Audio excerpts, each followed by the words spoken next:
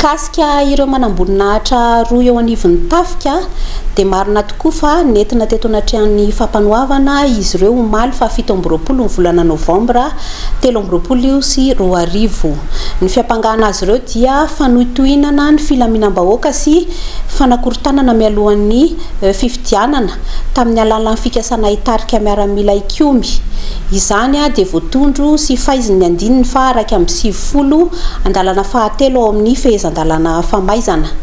Raha niaiky ny fisin'ireo fikasana hitarika miaramila ikiomy ireo tany amboalohany dia nanda izy rehefa natao famitorana teo anatrehan'ny mpitsara mpampanoa.